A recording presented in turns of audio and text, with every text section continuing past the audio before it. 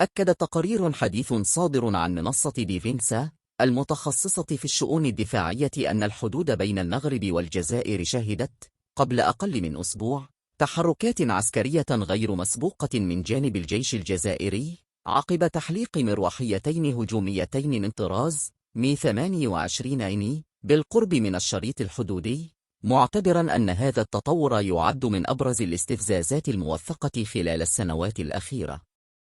وأوضح التقرير أن هذه الخطوة تندرج في إطار تصعيد وضغط عسكري من قبل الجزائر في ظل جمود المساعي الدبلوماسية المرتبطة بقضية الصحراء، وهي الأزمة التي تشارك فيها الجزائر منذ عام 1975 عبر دعم سياسي وعسكري ومادي لجبهة البوليساريو باعتبارها طرفا رئيسيا في النزاع.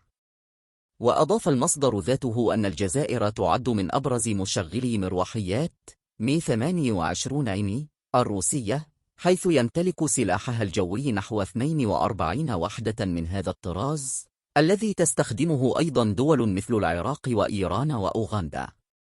وأشار إلى أن هذه المروحية تتميز بمقصورة قيادة ذات مقاعد ترادفية، لكنها تفتقر لأي قدرة على النقل، إذ صممت أساسا لتنفيذ المهام القتالية الهجومية. وأفادت المنصة المذكورة أن المملكة المغربية تواصل تعزيز قدراتها الجوية لمواجهة أي تهديد محتمل. ففي مارس 2026 تسلمت الدفعة الثانية من مروحيات إيه 64 أباتشي غارديان، ليصل إجمالي ما تم تسليمه إلى 12 مروحية من أصل 24 كانت الرباط قد طلبتها في يونيو 2020.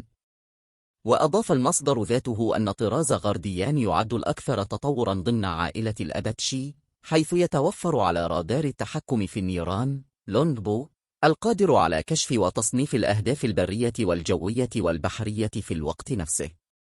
كما تتميز هذه النسخة بقدرتها على التحكم في الطائرات بدون طيار عبر نظام MUMTX، ما يجعلها منصة قتالية متكاملة ضمن شبكة معلوماتية متقدمة.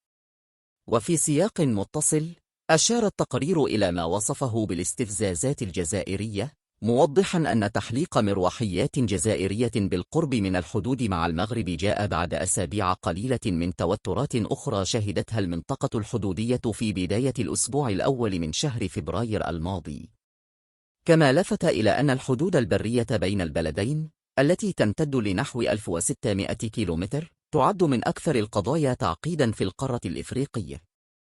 وخلص التقرير إلى أن الوضع على الحدود الشرقية للمغرب يبقى مرشحا لمزيد من التوتر في ظل تحركات عسكرية جزائرية تفسر على أنها اختبار للجوهزية المغربية مقابل تسارع جهود الرباط لتعزيز قدراتها الدفاعية وسط غياب مؤشرات على انفراج دبلوماسي قريب.